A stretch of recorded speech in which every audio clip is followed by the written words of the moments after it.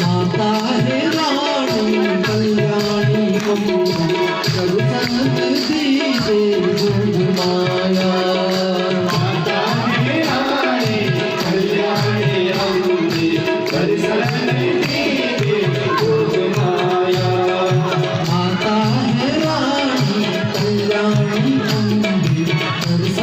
दीजे माया महाराजना होया से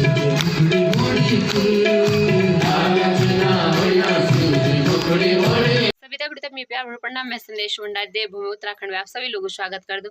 तो दगड़ों आज ब्लॉग की स्टार्टिंग होनी मेरी सुबह में बटन और मैं भी तैयार। हम आज फिर से जाना दुनगेरे में। और सबसे पहले मैं आप लोग तो आज मौसम दिखे दूँ। आज मौसम कम दगड़ों आप लोग देख सकते हैं आज बहुत बढ़िया मौसम हुई, बहुत अच्छी धूप खिली हूँ। और अभी तो पता नहीं श्याम भगत केवल भी आया था नहीं है बिल्कुल भी बरखा, पर आज बहुत अच्छू घाम लगे हैं। और ना मैं आजकल ब्लॉगिंग स्टार्टिंग करूँ कि बता रुद्रप्रयाग जिला और धरियांजी गाँव बटेन। तो देखो मौसम आप लोग देख सकते हैं बहुत ज़्यादा ठंड होने श्याम भगत और बरखा होने यू में सौर्या यू होगी तैयार और यू यश भंडार यू भी होगी तैयार। हम तीन आवाज होगी तैयार यू यश ऐसा मुँह मत कर दो और ये सौर्या और मैं वेगिन हम तैयार। हम आज फिर जाना दुनगेरा में। मैंने आप लोगों को पहली वीडियो में बताई जो तो वो जी अष्टादश महापुराण हूँ और आज वो दिन 7वां दिन जी आज। तो चला फिर अगने आप लोगों से मिल दो मैं दुनगेरा मंदिर में। जय माता रानी शेरावाली दा बोल दुनगेरा मैया की जय हो। जय माता रानी, जय हो माता रानी। आ जाओ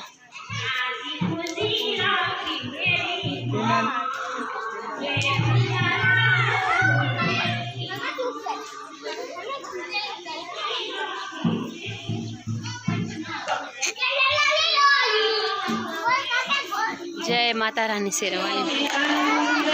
साड़ी मैया गोटे में लगाऊंगी की साड़ी मैया गोटे में लगाऊंगी भक्तों की कामना पूरी होगी भक्तों की कामना। इंद्रासनी मैया की जल केदारेश्वर महादेव की दुनगेरा मैया की बद्री केदारनाथ धाम की गंगोत्री यमुनोत्री धाम की काशी विश्वनाथ भगवान की नरसिंह नागराज भगवान की उत्तराखंड धाम की सौजा मैया की गंगा महारानी की भक्त बलभद्र हनुमान जी महाराज की सर्ववीर मंगल माता की सद्गुरु सरकार की धर्म की अधर्म का प्राणों में विश्व का गौ माता की गौ हत्या गंगा मैया की सत्य सनातन धर्म की नमः पार्वती पते जय जय श्री ग्रह किं पुनर्दर्शन स्पर्श पादशोका शोचासनादि। आपके दर्शनों से जीव धन्य हो जाता। आप मेरे सभा में पधारे, आपके चरण यहाँ पड़े, मुझे आपके चरणों का चरणामृत मिलेगा, मैं पवित्र हो गया। भगवान आप एक बात बताइए कि जिस जीव की मृत्यु 7 दिन में होनी है, जिसने 7 दिनों में मृत्यु को प्राप्त हो जाना है, उस जीव की मुक्ति का उपाय क्या है मैं जानना चाहता हूँ। परीक्षित महाराज का प्रश्न अच्छा लगा तो सुंदर उत्तर देने लगे। परीक्षित प्रश्न जीने और मरने का नहीं है। प्रश्न ये नहीं है कि हम कितने दिन जिए कब मर जाएंगे। प्रश्न तो ये होना चाहिए कि हम जितने दिन जिए उतने दिन जी करके हमने किया क्या।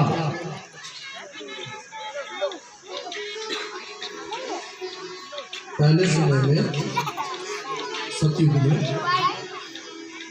जीव की जो आयु होती थी वो होती थी 1,00,000 वर्ष। धीरे धीरे समय बदला, त्रेता आया तो 1 जीरो घट गया, जीव की आयु रह गई 10,000 वर्ष। द्वापर आया तो 1 जीरो और घटा, जीव की आयु रह गई 100 वर्ष, 1000 वर्ष। द्वापर के बाद कलयुग आया तो 1 जीरो और घट गया। कलयुग में जीव को 100 वर्ष जीना ही चाहिए। और अब तो धीरे धीरे 50-60 आते आते तो कब जाए पता ही नहीं। तो अगर हम 100 वर्ष जीते हैं तो 50 वर्ष हम सोने में काट देते हैं, रात्रि सोने के लिए दिन के 12 घंटे जागे। उन 12 घंटों में भी हमने संसार का संग किया, संसार में जाकर के काम क्रोध लोभ मोह में फंस गए। आज पूज्य चरण सुबह प्रवचन सत्र में कह रहे थे कि भोजन खूब किया, संसार में खूब गए पर भजन नहीं किया। अब भजन नहीं किया तो जीव जैसा आया था वैसे ही चला जाता है, अब फिर उसे पुनः आना पड़ता है। परीक्षित यहाँ पर आकर के हमने किया क्या है ये हमें पूछना चाहिए। जीवन चरण चरण ग्रहण कर लेता है।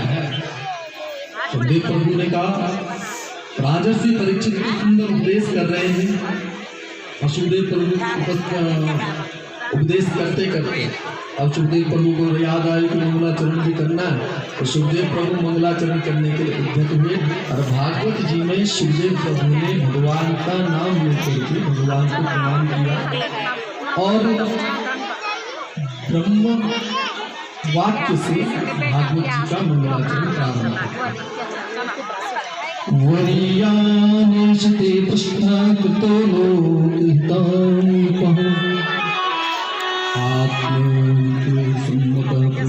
भागवत जी है, भागवत जी की भाषा बड़ी गूढ़ है। तो हर विद्वानों ने भागवत जी पर बहुत सारे टीकाएं करी, बहुत सारे भाव करे और केवल वह से ही पूरे ब्रह्म का ध्यान हो गया। वह सप्तक्षर बोला और वह शब्द वर्ग से ब्रह्म का ध्यान हो गया। ब्रह्म को प्रणाम कर लिया और कहा, राजन तुम्हारे जो प्रश्न है वो लोक हित के लिए है, इसलिए राजन तुम्हें चिंता करने की आवश्यकता नहीं है। डरो मत, घबराओ मत, एक क्षण में जीव को मुक्ति हो जाती है, मुक्ति मिल जाती है। खटवांग राजा की कथा सुनाई और राजर्षि परीक्षित को थोड़ा ढाढ़स बनाया कि डरने की आवश्यकता नहीं है, तुम मुक्त हो जाओगे, चिंता मत करो। महाराज राजर्षि परीक्षित तो पहले घबरा रहे थे। सुखदेव प्रभु ने बोलना प्रारंभ किया। अब परीक्षित महाराज शांति के संग बैठ गए। परीक्षित महाराज शांति के संग बैठे। राजर्षि परीक्षित ने भगवान सुखदेव प्रभु से पूरा सृष्टि विषय प्रश्न किए और कहा, भगवान आप ये बताइए कि ये सृष्टि कैसे बनती है, जो ज्ञान आप मुझे दे रहे हैं इस ज्ञान को क्या कहते हैं, ये सृष्टि कैसे बनती है? तो प्रश्न किया। राजर्षि परीक्षित के प्रश्न अच्छे लगे। सुखदेव प्रभु कहते, राजन आदि में जब इस संसार बना नहीं था, कुछ भी नहीं था, केवल जल था और जल पर भगवान ने रहने के लिए अपना घर बना दिया। नार कहते हैं जल को, अयन कहते हैं घर को, रहने के लिए घर बनाया तो भगवान का नाम हो गया नारायण। बोलिए श्री हरि नारायण भगवान की जय हो। नारायण नाम पड़ा, भगवान नारायण से सृष्टि का जन्म हो गया। भगवान को सृष्टि बनाने के लिए कुछ करना नहीं पड़ा, केवल भगवान के संकल्प मात्र से स एको हम बहुश्याम, मैं एक हूँ, एक से बहुत हो जाऊं, बस इतना संकल्प लिया और इतना संकल्प लेते ही सृष्टि महाराज बन गए। राजर्षि परीक्षित ने पूछा, भगवान सृष्टि कैसे बनाते हैं? बोले, महाराज भगवान को किसी चीज की आवश्यकता नहीं पड़ती, वो तो स्वयं से ही सृष्टि बना देते हैं और स्वयं से सृष्टि बना करके प्रकट कर देते हैं, स्वयं में विलीन कर देते हैं। जैसे हम लोग हैं ना, हम लोगों ने मानो कहीं पर तो के हमने जो जो किया, हम तो कहते हैं हमने किया, हमने बनाया, पर वास्तव में देखा जाए हमने कुछ किया ही नहीं। जरा सोच करके देखो कि जिस भूमि पर हम मकान बना रहे हैं वो भूमि भी हमारी नहीं है, भगवान की बनाई हुई है। हमारा तो तब हो ना जब हम कहीं पर थोड़ा सा अलग भूमि बना दें, अलग भूमि बना करके उसको मकान बना दें। उस भूमि में गड्ढा खोदा, बुनियाद इत्यादि डाली, तो ईंटें भी उसी मिट्टी की हैं। सब कुछ उसी भगवान के दिए गए जो प्रदत्त पदार्थ हैं उन्हीं से बनाई हुई चीज़ों से मकान खड़ा करते हैं। और उस खड़े मकान करते हुए हमारे भीतर अभिमान भी खड़ा हो जाता है कि हमने बनाया। परीक्षित महाराज को कहते हैं, राजन सृष्टि में जब कुछ नहीं था भगवान ने सृष्टि करनी प्रारंभ करी। स एको हम बहुत श्याम संकल्प हुआ, ब्रह्म के संकल्प से सृष्टि प्रारंभ हुई और श्री हरि के नाभि कमल से एक पुष्प खिला। अनंत आकाश में जाकर के उस पुष्प पर ब्रह्मा जी का जन्म हो गया। बोलिए ब्रह्मा जी महाराज की जय हो। सोच रहे हैं मुझे जन्म किसने दिया? कमल दान की तंतु में प्रवेश कर दिया, हजारों चक्कर ऊपर नीचे लगाए, ब्रह्मा जी को पता नहीं चला मैं कौन हूं। तो हम अब प्रश्न मन में उठ रहा है कि मैं कौन हूं। हर व्यक्ति के मन में प्रश्न उठना चाहिए कि मैं कौन हूं। समझ रहे? आजकल मन की ना हकत ज्यादा जाना चाहूँ और आप तो नहीं चाहूँगे। सच क्या है? दूसरे को जानने के लिए उससे पूछो, और दूसरे को जानने के लिए उतनी बातें करता है। हम जैसे बहुत सारे लोग मिलते हैं, तो महाराज पूछो, हम क्या कहें भैया, आप तो मम्मी से कही, बेटे से कही। धृतराष्ट्र ने जैसे ऐसा कहा कि बेटे से ही कहिए आप, तो महाराज जब धृतराष्ट्र ने ऐसे कही तो विदुर जी गए, दुर्योधन अनेकों बुरे वचन कहे। विदुर जी ने तो अपने आप को बिल्कुल कुंठित करके रख दिया। और आज विदुर जी ने इनके बुरे वचनों को सुना, अपने आप को आज कौरवों की सब कुछ त्यागने की ओर उद्यत हुए।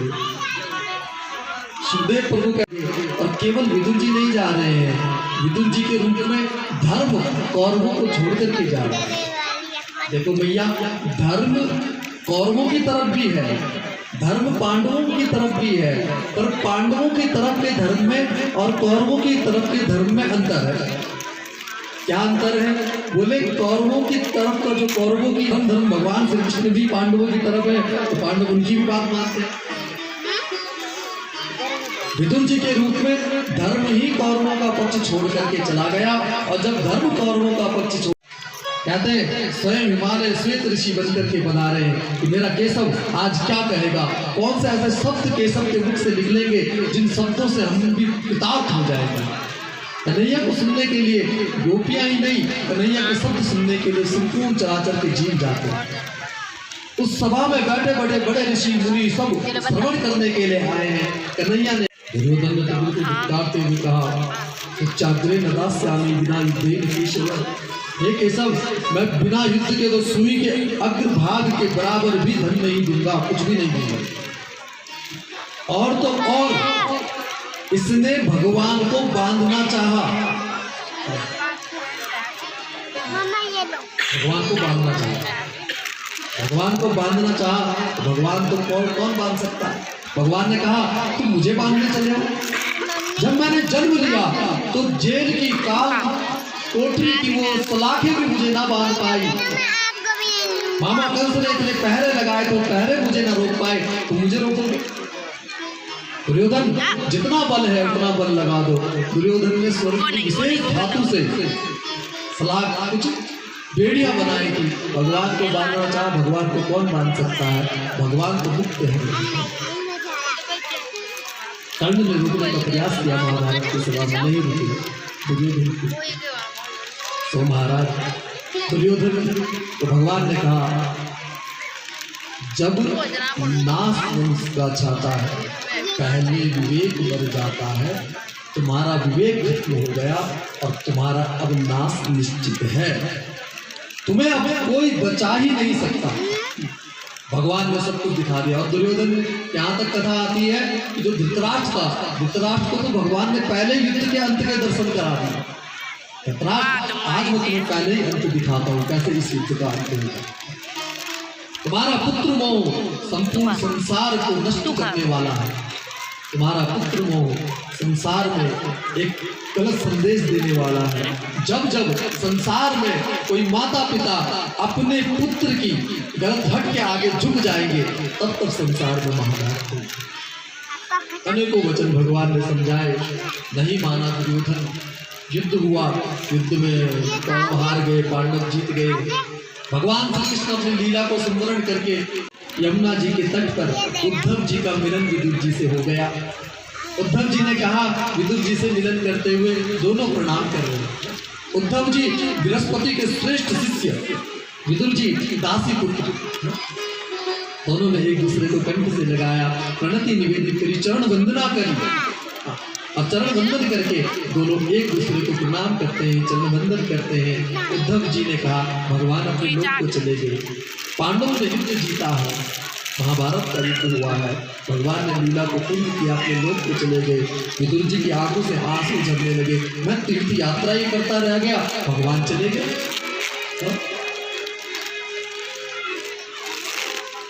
उद्धव जी, भगवान ने आपको क्या कहा जब जा रहे थे? आप कृपा करके मुझे वो उपदेश दीजिए जो भगवान ने आपको दिया। उद्धव जी ने कहा, मेरा मन जब से कृष्ण गए तब से मुझे पता नहीं क्या हो गया, मेरा मन कहीं लगता नहीं है। मैं तो बद्रिकाश्रम की ओर जा रहा हूँ। आपके संपूर्ण प्रश्नों का उत्तर हरिद्वार गंगा तट पर परम पवित्र ऋषि मैत्रेय जी विराजमान हैं। वहाँ पर जाइए, आपके संपूर्ण प्रश्नों का उत्तर वहाँ पर मिल जाएगा। महाराज जैसे ऐसा कहा, उद्धव जी ने विदाई दी। मैत्रेय मुनि हरिद्वार में आए और हरिद्वार में गंगा के तट पर अब भागवत जी का अद्भुत संवाद, जिसे विदुर मैत्रेय संवाद कहते हैं, प्रारंभ हुआ।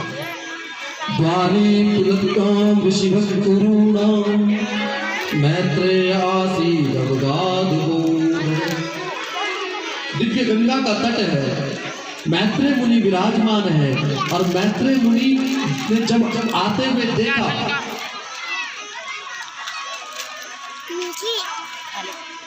विदुर जी को अपने आसन हो गया। बोले शंकर भगवान की जय। भगवान शिव प्रकट हुए तो भगवान शिव को ब्रह्मा जी ने कहा, बाबा सृष्टि कीजिए ना।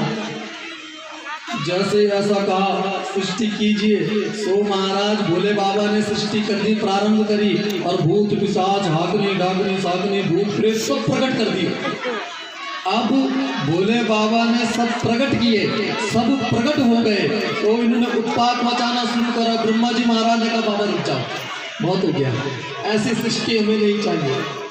इसके बाद जब ऐसी सृष्टि के लिए मना किया, सो महाराज ब्रह्मा जी के श्री अंग से बहुत से पुत्रों की उत्पत्ति हुई। पुलस्त ऋषि हुए, पुलस्त ऋषि हुए, क्रतु, अंगिरा, भृगु, इन सब ने जन्म लिया। और ब्रह्मा जी की छाया से कर्दम नाम के ऋषि की उत्पत्ति हुई। वाणी से सरस्वती मैया की उत्पत्ति हुई। सब प्रकट भये। और जब ये सब प्रकट हुए तो कर्दम मुनि को ब्रह्मा जी ने कहा कि ब्रह्मा जी ऐसा कर्दम मुनि को कहा, कर्दम बेटा सृष्टि में सहभागिता करो। कर्दम मुनि ने मना कर दिया, मुझे नहीं करना, मैं वन में जाऊंगा, संन्यास ग्रहण करूंगा और संन्यास में जा करके भगवान का नाम लूंगा। ब्रह्मा जी ने जाते समय समझाया, बेटा संन्यास का मार्ग बड़ा कठिन है, तलवार की धार पर चलने जैसा है।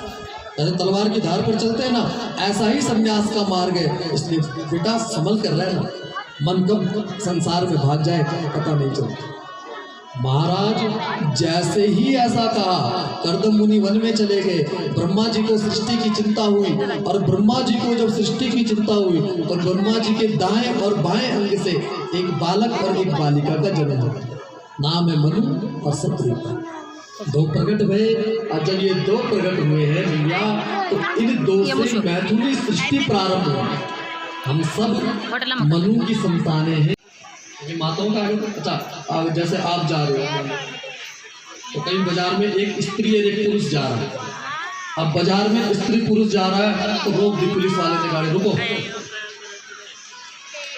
अब संग में स्त्री है, अब पुरुष है तो पुरुष से पूछा कौन है ये साथ में, तो पुरुष ने कहा हमारी धर्म महल है। पुलिस वाला बोलेगा झूठ बोलता है, धर्म महल है या हमारी कुछ भी है, कुछ भी बताएगा तो पुलिस वाले को लगेगा नहीं, इनका जो है संबंध श्रेष्ठ नहीं है। जैसे पुलिस वाले ने रोका, पूछा कौन है, तो पुलिस ने कह दिया हमारी धर्म पत्नी है। पुलिस वाले कहेंगे ठीक है ठीक है आप जाइए। समझ गए आपका धर्म कितना श्रेष्ठ है कि आपके धर्म के आपके आगे ही धर्म लगता है। बाकी संसार में कोई है, किसी के कोई स्त्री बोले ना कि ये हमारे धर्म पति है, बताओ कैसा लगेगा? ऐसा हो सकता है नहीं। और पत्नियों के आगे ही धर्म लगता है, यानी कि मातृ शक्ति ही धर्म स्वरूपा है और धर्म को बढ़ाने वाली है। आप माता ही धर्म को आगे बढ़ाना आप श्रेष्ठ। माँ ने कहा मैं मायके जाकर के क्या करूँ,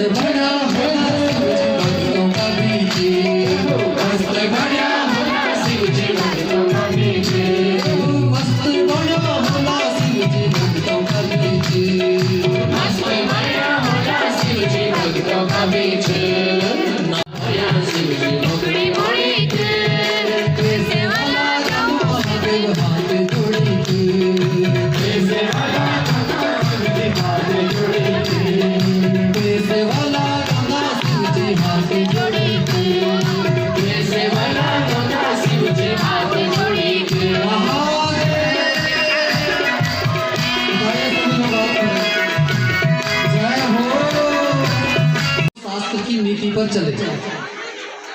और सुरुचि कौन? जो अपनी रुचि से काम। शास्त्र की नीति जो कहे उस पर चलने का नाम सुनीति है। मान लो बढ़िया सरकारी नौकरी है,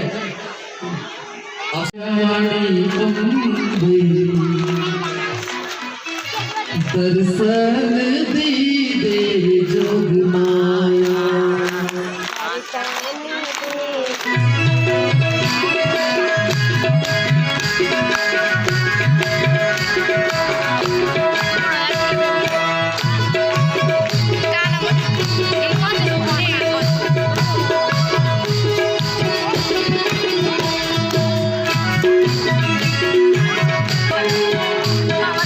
माता है दर्शन दीजे जोग माया माता है रानी कल्याणी अम्बे दर्शन दीजे जोग माया माता है रानी कल्याणी अम्बे दर्शन दीजे जोग माया माता है रानी भक्त चिंता दर्शन दीजे जोग माया तेरा दर्शन होगा हम जाने वाली दर्शन दीजे जोग माया तेरा दर्शन मुझे आना दर्शन दीजे जोग माया तेरा दर्शन होगा हम जाने दर्शन दीजे जोग माया माता है रानी कल्याणी अम्बे दर्शन दीजे जोग माया माता है जोग माया अरे सभी लोग हाथ जोड़ें।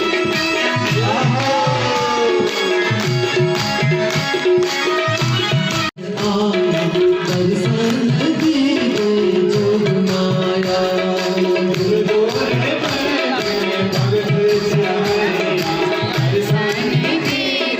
जोग माया गोर बटी में भगत छन आया दर्शन दे दे जोग माया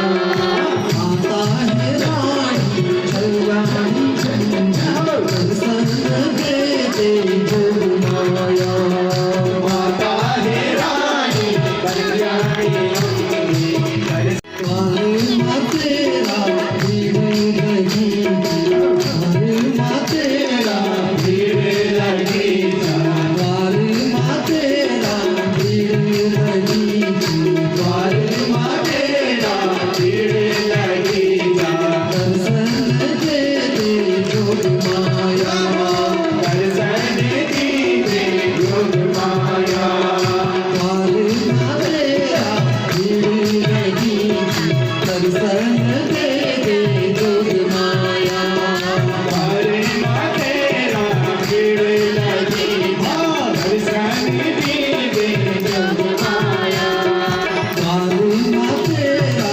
भीड़ लगी दर्शन दे दे जोग माया द्वार माँ तेरा भीड़ लगी दर्शन दीजे जोग माया